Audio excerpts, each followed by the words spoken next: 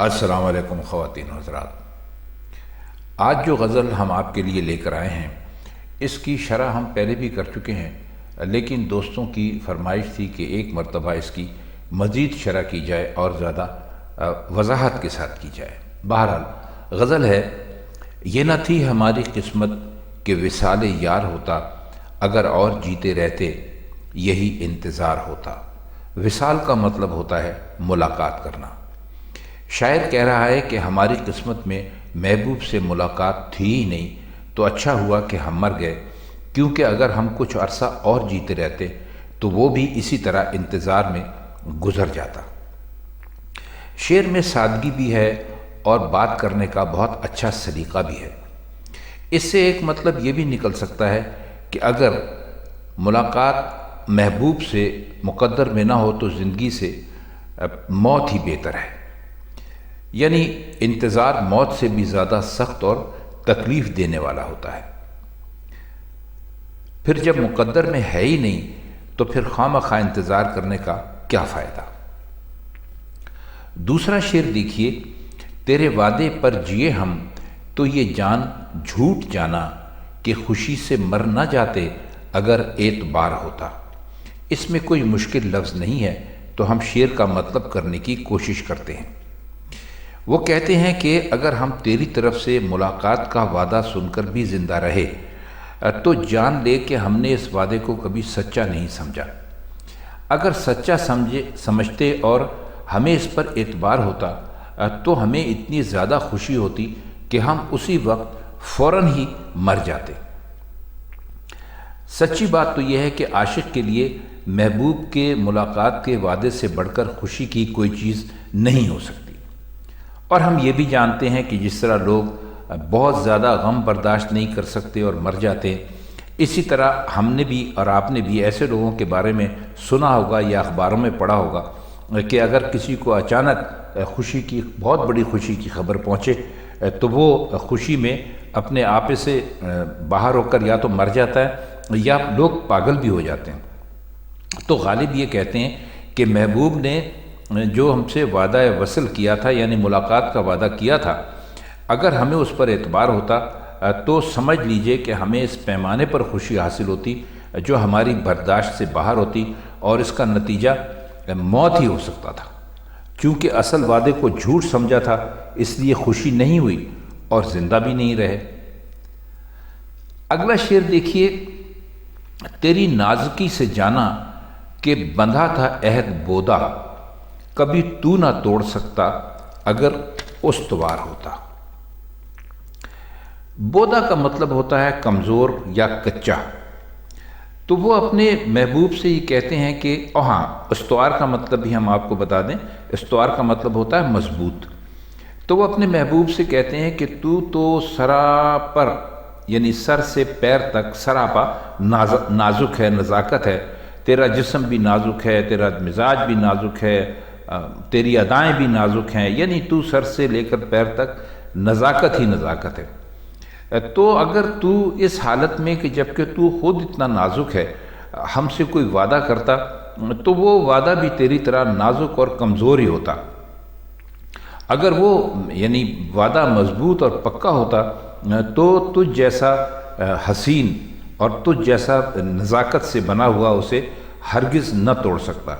اس کا مطلب یہ ہے کہ یہ پچھلا جو شعر ہے آپ اسی سے اندازہ کر لیجئے کہ یہ اسی کے ساتھ ہی چلتا آ رہا ہے کہ پہلے تو یہ کہتے ہیں کہ بھئی ہمیں پتہ تھا کہ تم نے جھوٹ بولا ہے، کیونکہ اگر ہمیں اعتبار ہوتا تو ہم اسی وقت مر جاتے، اور پھر یہ کہتے ہیں کہ بھئی ہم نے جو تیری نزاکت ہے، تیری نازکی ہے، اس سے ہم نے سمجھ لیا تھا کہ تیرا جیسے تیرا جسم نازک ہے، تیری ادائیں نازک ہیں، اسی طرح جو ہے تیرا یہ وعدہ جو ہے وہ بھی نازک ہی ہے، کیونکہ اگر یہ مضبوط ہوتا تو اسے کبھی توڑ نہیں سکتا تھا۔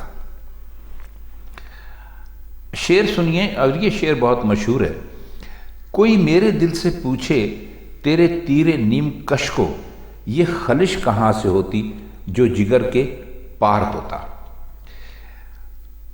دیکھیے، تیر نیم کش اس تیر کو کہتے ہیں جو کمان کو پوری طرح کھینچ کر نہیں بنایا جا نہیں چھوڑا جاتا، بلکہ آدھا کھینچ کر چھوڑتے ہیں، یعنی نشانہ جتنی دور ہوتا ہے ویسے تو اسی لحاظ سے کمان کو کھینچتے ہیں، لیکن اگر نشانہ بہت قریب ہو تو کمان کو کھینچنے پر پورا زور صرف نہیں کیا جاتا۔ تو غالب کہتے ہیں کہ بھئی ہمارے معاملے میں بھی ایسا ہی ہوا کہ ہمارے محبوب نے جب ہم پر تیر چلایا تو اس نے آدھی کمان کھینچی۔ اور خلش کہتے ہیں کھٹک کو یا چبھن کو۔ اب جب ہم اس شعر کا معنی کریں گے تو آپ کی سمجھ میں انشاءاللہ یہ ساری بات بہت اچھی طرح آ جائے گی۔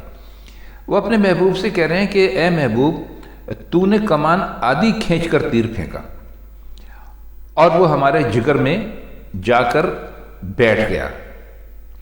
چونکہ اس پر زور بہت کم لگا تھا، اس لیے وہ ہمارے جگر کو چھید کر آر پار نہیں ہو سکا، بیچ ہی میں اٹکا رہ گیا۔ لیکن اس کی خلش نے دل کو ایسا مزہ دیا کہ بیان نہیں ہو سکتا۔ اگر پورے زور سے تیر پھینکا جاتا تو وہ جگر کو چھیدتا ہوا باہر نکل جاتا تو زخم ضرور ہو جاتا، مگر یہ جو مسلسل ایک ہمیں لگاتار جو کھٹک ہو رہی ہے یہ نہ ہوتی۔ اور عاشق کے لیے مزہ اسی کھٹک میں ہے۔ کوئی میرے دل سے پوچھے کا جملہ اس بات کو یعنی بیان کر رہا ہے کہ خلش میں ان کو کتنا زیادہ مزہ مل رہا ہے۔ آئیے اب اگلا شعر دیکھتے ہیں، یہ بھی بہت مشہور ہے، آپ نے بہت مرتبہ سنا ہوگا۔ یہ کہاں کی دوستی ہے کہ بنے ہیں دوست ناسے، کوئی چارہ ساز ہوتا کوئی غم گسار ہوتا۔ ناسے ہم آپ کو پہلے بھی بتلا چکے ہیں، ناصح کا مطلب ہوتا ہے نصیحت کرنے والا، روک ٹوک کرنے والا، سیدھے راستے پر چلنے کا مشورہ دینے والا۔ اور چارہ ساز کہتے ہیں جو آپ کے بگڑے ہوئے کام بنائے، کوئی ایسا دوست ہو جو آپ کو بہت اچھے مشورے دے اور جس سے آپ کے بگڑے ہوئے کام بن جائیں۔ اور غم گسار کہتے ہیں دوست سمجھ لیجئے جس سے آپ اپنے دکھ سکھ بانٹیں، اس کو غم گسار کہتے ہیں۔ تو غالب یہ کہتے ہیں کہ دوستی کا یہ کون سا طریقہ ہے کہ تمام دوست ہمیں نصیحتیں کرنے والے بن گئے، ہمیں ہر وقت یہ سناتے رہتے ہیں کہ تمہیں یہ نہیں کرنا چاہیے، وہ نہیں کرنا چاہیے، یا ایسے کرنا چاہیے ویسے نہیں کرنا چاہیے۔ تو دوستوں کا کام نصیحت کرنا تھوڑا ہی ہے، یہ تو دوستی کا حق ادا ہوتا ہی نہیں ہے۔ بھائی سچی دوستی تو جب ہوتی کہ جب مجھے آپ کوئی آرام پہنچانے کے طریقے بتاتے، میرے دل کے زخموں پر مرہم رکھتے اور مجھے میرے معشوق سے ملانے کا کوئی طریقہ بتاتے، اور تاکہ میرا غم غلط ہوتا۔ اور تعجب یہ ہے کہ دوستی کے یہ واضح طور طریقے چھوڑ کر مجھے جن سے میرے دوستوں کی ہمدردی ظاہر ہوتی، انہوں نے نصیحتیں شروع کر دی ہیں جو مجھے ناگوار گزرتی ہیں اور ان سے فائدہ بھی کچھ نہیں ہے۔ یہ بیکار کی نصیحتیں ہیں، ان سے میرے دوستوں کو چاہیے کہ مجھے ایسی نصیحتیں نہ کیا کریں۔ شعر دیکھیے، ہمیں شعر بہت پسند ہے ویسے۔ رنگے سنگ سے ٹپکتا وہ لہو کہ پھر نہ تھمتا، جس سے غم سمجھ رہے ہو یہ اگر شرار ہوتا۔ دیکھیے رگے سنگ کہتے ہیں، آپ نے پتھر دیکھے ہوں گے، عموماً آپ کسی ندی کے کنارے جائیں یا ویسے بھی تو آپ نے دیکھے ہوں گے کہ جو پتھر ہوتا ہے اس کا رنگ الگ ہوتا ہے، لیکن اس میں سفید یا کالے رنگ کی دھاری سی پڑی ہوئی ہوتی ہے۔ تو اس دھاری کو اردو میں کہتے ہیں رگ سنگ، یعنی پتھر کی رگ تو آپ جانتے ہیں کیا ہوتی ہے۔ اور شرار کہتے ہیں یعنی جو چنگاری سمجھ لیجئے، شرار اس کو کہتے ہیں۔ تو وہ یہ کہہ رہے ہیں کہ میں جو ہوں، میرے جو غم ہے وہ اتنا مار دینے والا ہے اور اتنا میری جان کے ساتھ وہ ایک مرض بن کے، ایک دکھ بن کے لگا ہوا ہے کہ اگر یہ چنگاری بن کر، شرار چنگاری کو کہتے ہیں ابھی بتایا، کہ اگر یہ چنگاری بن کر پتھر کی رگوں میں داخل ہو جاتا تو اس سے ایسا لہو بہتا، ایسا خون بہتا کہ وہ پھر رکتا ہی نہیں۔ تو اب ذرا اس پہ غور کیجئے کہ وہ یہ کہہ رہے ہیں کہ جو چیز ایک پتھر، بے حس پتھر کی رگوں سے لہو ٹپکا سکتی ہے، آپ جانتے ہیں پتھر بے حس ہوتا ہے، نہ کہتا ہے، نہ سنتا ہے، نہ وہ محسوس کرتا ہے، تو وہ کہتے ہیں کہ اگر کوئی یہ ایسی چیز ہے میرا غم کہ اگر یہ پتھر کی رگ کے اندر بھی چلا جاتا تو اس سے بھی خون ٹپکنے لگتا، تو آپ اس سے اندازہ کیجئے کہ میں تو ایک انسان ہوں جو محسوس کرتا ہوں، جیتا جاگتا ہوں، زندہ ہوں، تو جب یہ غم میرے دل کے ساتھ لگا ہوا ہے تو مجھ پر کیا کیا تکلیفیں نہیں گزرتی ہوں گی۔ واہ واہ، بہت اعلیٰ اور بہت عمدہ شعر ہے۔ چلیے شعر دیکھیے کہ غم اگرچہ جاں گسل ہے پک کہاں بچیں کہ دل ہے، غم اگرچہ جاں گسل ہے پک کہاں بچیں کہ دل ہے، غم عشق گر نہ ہوتا غم روزگار ہوتا۔ جاں گسل کا مطلب ہوتا ہے جان کو ختم کر دینے والا یا گھلا دینے والا۔ کوئی چیز اگر اس طرح تھوڑی تھوڑی ہو کر اگر آپ اس کو پانی میں ڈال دیں تو وہ گھلتی رہتی ہے اور بالآخر پانی میں مل جاتی ہے، تو وہ اپنے غم کے لیے کہہ رہے ہیں کہ بھائی جو میرا غم ہے وہ یقیناً ایسا ہے کہ مجھے تباہ کر رہا ہے اور مجھے یعنی موت کے گھاٹ اتارنے کی کوشش کر رہا ہے، لیکن میں کیا کروں کہ دل سے ایسا معاملہ آن پڑا ہے کہ میں اس غم سے بچ نہیں سکتا۔ وہ کہتے ہیں فرض کر لیجئے کہ ہم نے عشق کا غم نہیں لگایا، مگر ہمارے دل کی عادت ایسی ہے، اس کی طبیعت ایسی ہے کہ اگر یہ عشق کا غم نہ ہوتا تو بھی اسے غم چاہیے تھا۔ ہمارا دل عجیب و غریب ہے، تو وہ اگر اس کو عشق کا غم نہیں ہوگا تو پھر زمانے کے دوسرے غموں میں الجھ جائے گا۔ غم روزگار کا مطلب اصل میں ہے، ویسے تو آپ سمجھتے ہیں کہ ہم لوگ روزگار عموماً کہتے ہیں جو انسان روٹی روزی کمانے کے لیے کام کرتا ہے اس کو، لیکن انہوں نے یہ غم روزگار یہاں پر لیا ہے، زمانے کے بہت سارے دوسرے غم ہیں۔ آپ جانتے ہیں دنیا میں بے شمار انسان کے ساتھ غم لگے ہیں، پریشانیاں لگی ہیں، فکریں لگی ہیں، انہی کی طرف وہ اشارہ کر رہے ہیں، کہتے ہیں کہ بھئی اگر ہم عشق نہ کرتے تو چونکہ ہمارے دل کی عادت ایسی ہے کہ اسے ہر وقت کوئی نہ کوئی غم چاہیے تو ہمارا دل کسی دوسرے غم میں الجھ جاتا۔ بہرحال ہمارا دل غموں سے خالی نہیں رہ سکتا۔ اچھا، اس میں ایک بات اور بھی آپ دیکھیے کہ انہوں نے پھر بھی غم عشق کو ذرا اوپر کا ہی درجہ دیا ہے، یعنی یہ بھی کہہ رہے ہیں کہ اگر یہ غم عشق کا غم قبول نہیں کرو گے تو دنیا بھر کے دوسرے غموں میں مبتلا ہو جاؤ گے، مثلا جان کا غم، مال کا، گھر والوں کا وغیرہ وغیرہ۔ تو غالب چاہتے یہ ہیں کہ ہر آدمی عشق کرے اور عشق میں اتنا ڈوب جائے کہ اسے دنیا کے کسی اور غم کی پرواہ ہی نہ رہے۔ سبحان اللہ۔ کہوں کس سے میں کہ کیا ہے شب غم بری بلا ہے، مجھے کیا برا تھا مرنا اگر ایک بار ہوتا۔ شب غم کا مطلب ہے غم کی رات، یعنی وہ رات جب ان کے حساب سے ان کے اوپر بہت فکر تھی، ان کا محبوب ان سے ملنے نہیں آیا، وہ تنہا تھے، وہ اکیلے تھے وغیرہ۔ تو کہتے ہیں کہ میں جو غم کی رات ہے، شب غم ہے، اس کا حال میں کس سے کہوں؟ کوئی ایسا مجھے دکھائی نہیں دیتا، اگر نظر بھی آیا اور اس سے کہوں تو کیا کہوں؟ اسے ٹھیک ٹھیک بیان کرنے کا انداز کہاں سے لاؤں؟ ہاں بس اتنا کہہ سکتا ہوں کہ یہ بہت بری بلا ہے۔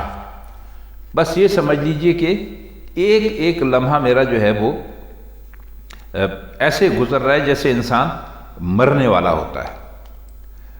ہر سانس میں موت کی سی حالت مجھ پہ گزرتی ہے۔ مرنے سے میں نہیں ڈرتا تھا، لیکن موت ایک ہی دفعہ آئے اور میں ختم ہو جاؤں، لیکن میرا ایک ایک لمحہ موت کے منہ میں گزرتا ہے۔ نہ جان چھوٹنے کی کوئی صورت ہے، نہ موت کی تکلیفوں میں کوئی کمی نظر آتی ہے۔ اگر پھر مر جانا یعنی ایک ہی بار مر جانا پڑتا، لیکن شب غم نے تو مجھے ایسی حالت میں مبتلا کر رہا ہے کہ میں ہر لمحے، ہر گزرنے والے وقت کے ساتھ، ہر منٹ کے ساتھ کبھی زندہ ہوتا ہوں، کبھی مر جاتا ہوں، لیکن جان نکلتی نہیں، اور جان نکل جاتی تو یہ بار بار مرنے کی تکلیفیں سہنے سے میری جان چھوٹ جاتی۔ دیکھیے ان کا یعنی غالب کا کمال یہ ہے کہ شب غم کے متعلق کچھ نہیں کہا، مگر جو کچھ کہا کہہ سکتے تھے وہ کہہ دیا، لفظوں میں ایسی تصویر کھینچ دی کہ کوئی بھی پہلو چھپا نہیں رہا۔ پھر کہ ایک بار موت آ جاتی تو اس کے لیے تیار ہونے میں کوئی مسئلہ نہیں تھا۔ اس میں شب غم کی پوری کیفیت انہوں نے آپ کو دکھا دی۔ شعر دیکھیے، کافی مشہور شعر ہے، ہوئے مر کے ہم جو رسوا، ہوئے کیوں نہ غرق دریا، نہ کبھی جنازہ اٹھتا نہ کہیں مزار ہوتا۔ غرق دریا کا مطلب ہے کہ دریا میں ڈوب جانا۔ تو کہتے یہ ہیں کہ مرنے کے بعد جو ہماری بے عزتی ہوئی ہے، جو رسوائی ہوئی ہے، جو بدنامی ہوئی ہے، اس سے کہیں بہتر تھا کہ دریا یا سمندر میں ڈوب جاتے، تاکہ نہ جنازہ اٹھتا اور نہ کہیں دفن ہوتے۔ آپ جانتے ہیں کہ اگر کوئی آدمی دریا یا سمندر میں ڈوب جائے اور اس کی لاش نہ ملے تو پھر تو اس کے نہ جنازے کا سوال ہے، نہ ہی اس کے جنازہ پڑھنے کا سوال ہے، نہ ہی اس کا جنازہ اٹھتا ہے۔ لیکن بہرحال پھر بھی ایسے حالات میں کہیں کہیں غائبانہ نماز جنازہ تو پڑھ ہی لی جاتی ہے، لیکن ہمیں اتنی گہرائی میں جانے کی ضرورت نہیں ہے، ہم شعر تک ہی محدود رہتے ہیں۔ تو اب انہوں نے اس کا جو اپنی جو یعنی بے عزتی اور رسوائی کا نقشہ ہے، انہوں نے یہ اس کے دوسری لائن میں ہے، دوسرے مصرے میں، یعنی جنازہ اٹھا تو کوئی ساتھ نہیں تھا، اور بے بسی اور بے کسی تھی، اس کے علاوہ کوئی ساتھی نہیں تھا، اور قبر بنی تو کوئی اس پر دیا جلانے والا یا اس کی دیکھ بھال کرنے والا نہیں تھا۔ تو اس رسوائی سے بچنے کے لیے صرف ایک ہی پہلو ان کو نظر آیا کہ وہ ڈوب کے مر جاتے۔ تو یہ بڑی یعنی عجیب طرح سے انہوں نے اپنی خواہش کا اظہار کیا ہے۔ جس طرح دریائے سمندر میں ڈوب مرنے سے بے کسی کا ہر پہلو چھپا رہ سکتا تھا، تو اس طرح وطن سے باہر رہ کر بھی مرنے سے بھی مقصد پورا ہو سکتا تھا، کیونکہ یہ ہمیں غالب کا ایک اور شعر جو انہوں نے ایسے ہی موقع پر کہا تھا وہ یاد آ رہا ہے، اور وہ اس سے ہی ملتا جلتا ہے۔ شعر ہے کہ مارا دیار غیر میں مجھ کو وطن سے دور، رکھ لی میرے خدا نے میری بے کسی کی شرم۔ آئیے دیکھتے ہیں اب کون سا شعر ہے۔ شعر ہے کہ اسے کون دیکھ سکتا کہ یگانہ ہے وہ یکتا، جو دوئی کی بو بھی ہوتی تو کہیں دو چار ہوتا۔ یگانہ کا مطلب ہوتا ہے اکیلا، واحد، ایک، اور یکتا کا مطلب ہوتا ہے بے مثال، بے نظیر، جس کی کوئی مثال نہ ملے۔ اور دوئی کہتے ہیں دو ہونا، یعنی ایک کے بجائے دو ہونا، یا کسی کا خدا کے ساتھ شریک ہونا، یہ کہنا کہ جی جیسے اللہ میاں ہے ویسا یہ ہے، نعوذ باللہ۔ اور دو چار ہونے کا مطلب ہے دکھائی دینا یا نظر آنا۔ آپ نے بھی دیکھا ہوگا لوگ اکثر بولتے ہیں کہ میں ایسے حالات سے دو چار ہوا، یعنی ایسے حالات میرے سامنے آ گئے، تو دو چار ہونا اس کو کہتے ہیں۔ تو کہتے ہیں کہ خدا کو کون دیکھ سکتا ہے، کیونکہ وہ تو اپنی ذات میں اکیلا ہے، بے مثال ہے، اس جیسا کوئی دوسرا ہے ہی نہیں۔ اور اگر اس جیسا کوئی دوسرا ہونے کا ہلکا سا بھی ہمیں یعنی یقین ہوتا تو وہ ضرور کہیں نہ کہیں نظر آ جاتا۔ یعنی اگر نعوذ باللہ دو خدا ہوتے تو دوسرا کبھی تو کسی کو نظر آتا، تو چونکہ دوسرا ہے ہی نہیں تو اس لیے پھر ثابت یہ ہوتا ہے کہ اللہ میاں جو ہیں وہ ایک ہی ہے، یا جو رب ہے وہ ایک ہی ہے۔ اب پھر اسے ظاہری آنکھوں سے کون دیکھ سکتا ہے؟ اچھا شعر ہے۔ اور اب اس غزل کا آخری شعر لیتے ہیں، یہ اس کا مقطع ہے، مقطع کہتے ہیں کسی بھی غزل کے آخری شعر کو، اور پہلے شعر کو کہتے ہیں مطلع، یہ تو آپ جانتے ہی ہوں گے۔ یہ مسائل تصوف، یہ تیرا بیان غالب، تجھے ہم ولی سمجھتے جو نہ بادہ خار ہوتا۔ مسائل کہتے ہیں، مسائل ہے مسئلے کی جمع، اور تصوف کی باتیں جو ہیں وہ آپ جانتے ہوں گے کہ روحانیت سے جڑا ہوا ہے یہ تصوف کا جو سلسلہ ہے، اور یہ ظاہر ہے کہ جو ہمارے مسلمان سننے والے یا اس ویڈیو کو دیکھنے والے دوست ہیں وہ تو جانتے ہوں گے کہ تصوف کیا ہے۔ تو بس یوں سمجھ لیجئے کہ یہ کچھ ایسی چیزیں ہیں جن کو بہت ہی خاص لوگوں کو یہ ملتی ہیں، یہ خصوصیت ملتی ہے، چاہے وہ عبادت سے ملے ان کی یا خلق خدا کی خدمت کرنے سے ملے، لیکن وہ خاص لوگ ہو جاتے ہیں جو صوفی کہلاتے ہیں۔ تو وہ یہ کہتے ہیں، اور ان کی لوگ کافی عزت کرتے ہیں، وہ کافی مسئلے مسائل بتاتے ہیں، لوگ مذہب کے معاملے میں ان پر اعتبار کرتے ہیں۔ تو وہ یہ کہہ رہے ہیں کہ بھائی اپنے آپ سے مخاطب کر کے کہہ رہے ہیں کہ تو تصوف اور روحانیت کی باتیں کرتا ہے، اور تیرا انداز بیان بھی بڑا دلکش ہے کہ جو کچھ تو کہتا ہے وہ دل میں اتر جاتا ہے، یہ ولیوں کی سی باتیں ہیں۔ لیکن تو پیتا ہے شراب، اور اگر تو شرابی نہ ہوتا تو ہم تجھے واقعی ولی مان لیتے، یعنی ہم تجھے اللہ کے نزدیک مان لیتے۔ تو بہرحال غالب کا اپنا انداز تھا، اپنا بیان تھا۔ ان کے کہنے کا مقصد یہ ہے اصل میں کہ میں بہت برا آدمی ہوں، اور لوگ مجھ سے کہتے ہیں کہ بھئی آپ مذہب کے بارے میں جو باتیں کرتے ہیں یا آپ جس طرح اس کو سوچتے ہیں وہ تو بہت کمال ہے، لیکن پھر ادھر ادھر دیکھ کے کہتے ہیں کہ جی بات یہ ہے کہ چونکہ آپ شراب پیتے ہیں، ہم آپ کو قابل آدمی تو مانتے ہیں لیکن ہم آپ کو ولی